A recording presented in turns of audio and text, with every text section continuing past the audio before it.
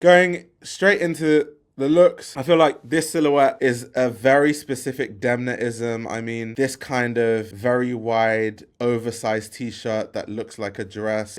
What I will say, because sometimes people say that Demna doesn't develop. What I will say that I've noticed over the years is that this silhouette started all the way from his days at Vetements. Now, the reason he was doing this silhouette at Vetements is because Demna, being from Georgia, he grew up in a very Orthodox Christian society. And essentially, the priests, he was very inspired by the silhouette of the clothing that the priests wear. So in the early days, if you look at early Balenciaga collections, you know what, let me put them on the screen so you guys can visualize it. If you look at early Balenciaga collections, you look at early Vetements collections, it was a bit more obvious in that priest sort of aesthetic. And as Demna has kind of been exploring these ideas of what is high fashion, what does high fashion represent, what is haute couture, I can put denim on an haute couture show and that can still be that, because it's all about techniques and it being handmade rather than kind of what this specific thing represents. So when in the earlier collections, him referencing that is a lot more obvious. Like, this is a collection that stands out to me. I'll show you guys on the screen now.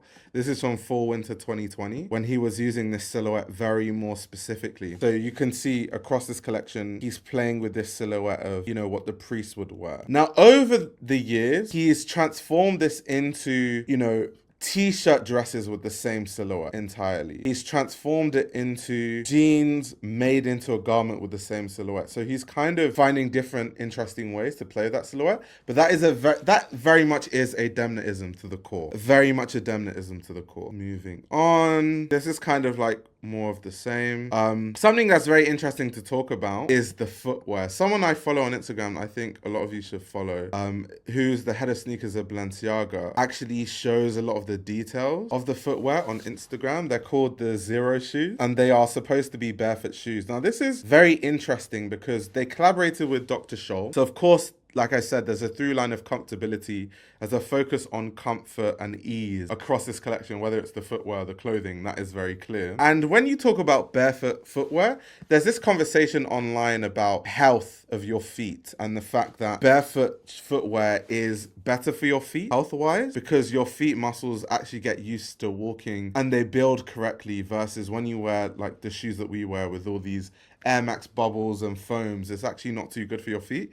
So there has been, especially in the past 5 years, a big movement of people pushing for people to start wearing barefoot footwear. And that's where I can see Balenciaga playing into this trend and kind of inserting themselves into this trend. The only thing I find a bit weird about these Zero shoes is they are so minimal. They look like the kind of shoes that when you're walking, your feet will slip out of them. Although that probably won't happen because of the heel. The heel is quite high. But yeah, the design is really, really strange. But I love it. You guys know I never ever have anything bad to say about Balenciaga footwear, mainly because I just think they are at the forefront when it comes to innovation in footwear. So many brands struggle with footwear because, to be honest, footwear is very difficult to make, and luxury brands, for the most part, don't specialize in footwear. And that's what we're talking about brands like Berluti and brands like that. I'm a huge fan, whether it's weird or some of the footwear they make is wacky, I still don't mind it. I'm still a fan because I'm always here to support, you know, creativity and innovation. I'm always a fan of that. So yeah, you might look at them and think they are goofy. I think they're quite interesting. I think they're quite fun. Of course, the price is going to be ridiculous for what is a speck of foam. The price is about to be insane. I have no idea how much these are going to go for. I probably need to check, but I know it's going to be ridiculous, and I know that everyone's going to be up in arms, and I know it's going to be viral when people start making TikToks about the price. I already know that's going to happen, and that's kind of Balenciaga's marketing strategy at this point. That's kind of what they do. But yeah, I just find them interesting. They're so minimal though. They're almost too minimal in a way.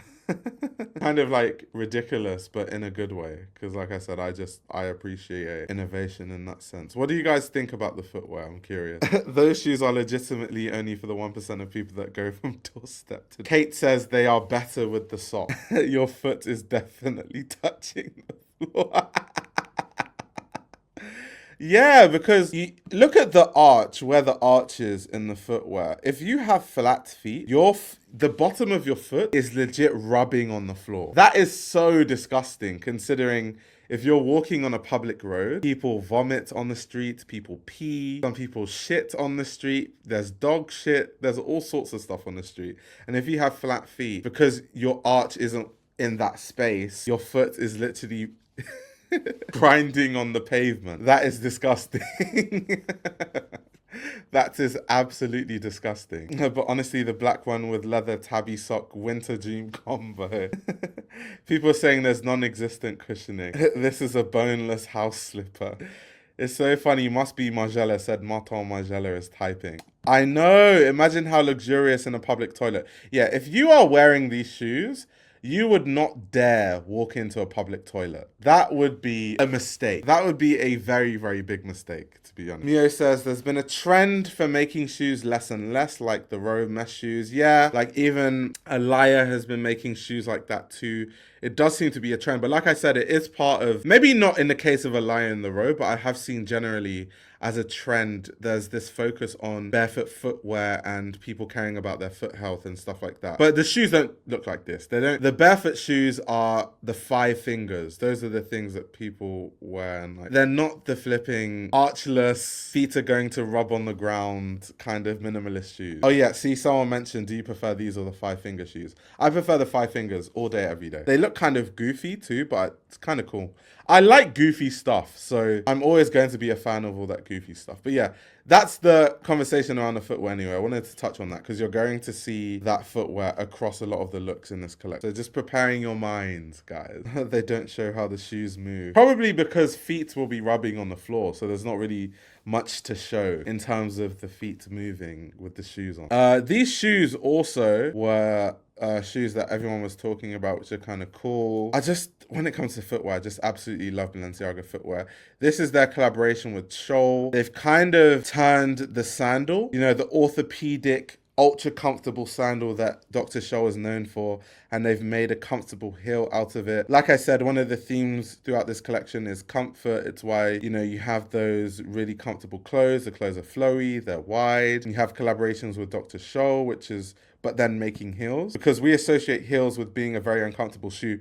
Not that all heels are uncomfortable. There are some heels that are very, very comfortable. However, if you think of heels, you think of a woman going to a gala or something and bringing sneakers or slippers in her bag so that when the night gets really painful, she can quickly, you know, change into the slippers or the sneakers or whatever. That's what we associate heels with, especially stilettos. So to kind of be like, actually, no, we're going into the world of making heels that are comfortable for your feet and your feet actually feel nice and everything is nice. It's comfortable to walk in. I actually like that as an idea. Of course, this isn't a new phenomenon. Dr. Scholl, they've done collaborations with so many people that I've seen. One that comes to mind is Ganni. They had a really, really interesting collaboration with Ganni, although with Ganni, they kind of just worked with prints and patterns. They didn't really do too much when it came to actually changing silhouettes. Let me show you guys the collaboration I'm talking about.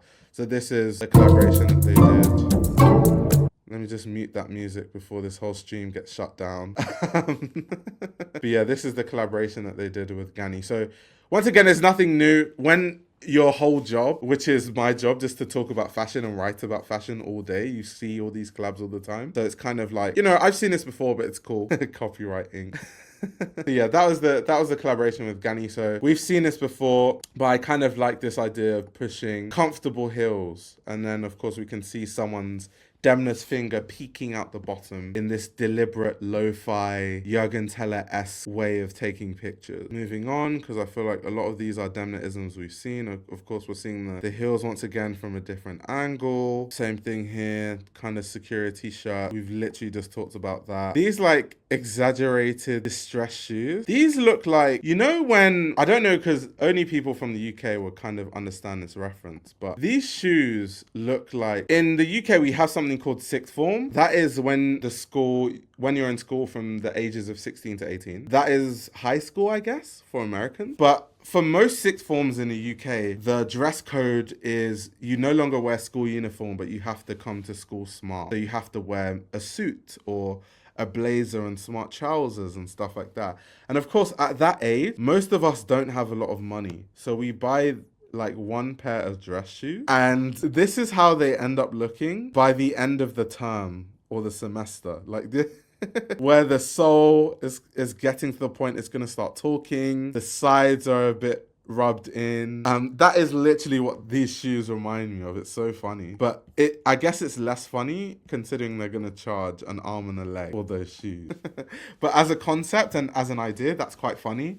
And that, you know, goes into Demna's sense of humor that I really like and I find really hilarious. So, yeah. I like some of it. Some of it I don't like. Like, we'll get into what I don't like eventually. It's quite telling that they put all that stuff at the end. Very interesting. So, this idea of these, like, sneaker heels is something that, of course, Demna has been doing since Vetements days. Like, think, you know, Vetements, Reebok stuff, you know, so many stuff that they've done in the past. He's done it at Balenciaga. So many brands have done this idea. It also reminds me of, who's that London-based designer? I think she's Serbian. Ankuta Saka. She's, like, known for doing stuff like that, like making sort of kitten heels out of sneakers and making sneaker heels and stuff like that. If you guys aren't too familiar with Ankuta Saka, this is the kind of stuff she shows at London Fashion Week a lot, but this is the kind of stuff that she's known for making. And she does a lot of upcycling, so she's very, very celebrated in fashion. I really love what she does, to be honest. It kind of plays into this idea of comfort once again, the Dr. Scholl collab, you know, the fact that we're making heels, but heels that aren't going to destroy your feet and aren't difficult to wear and painful to wear. That's kind of the concept across this collection. I'm not talking about Dilara, I'm talking about Ankuta Saka. They're two different people. Dilara Findakoglu is very different to Ankuta Saka. Two different people, two completely different people. Footwear, interesting, of course. These are like what Balenciaga claims is their basketball sneaker. It's kind of a play on the Nike Foamposites. I'll put that on the screen for people that aren't too familiar with what,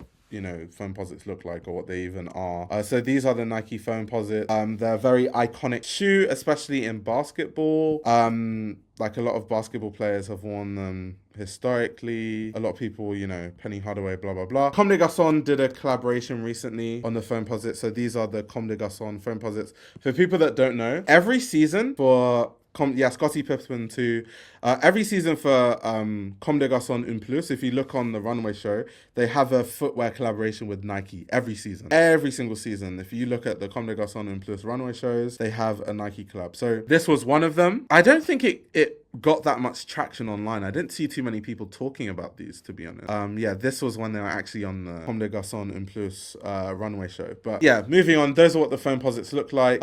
We can go on the Instagram page of the Balenciaga designer. Let's see if they talk about it, if she talks about it in any post. It'll be interesting to see some like detail stuff. But yeah, anyway, those are what they call like their basketball sneakers. Yeah, here they are, the basketball sneaker. So they've got them in like different colors and stuff. I just for the band would want to see like an actual professional basketball player playing in them. They might destroy their ankles and get injured because these look horrible function wise.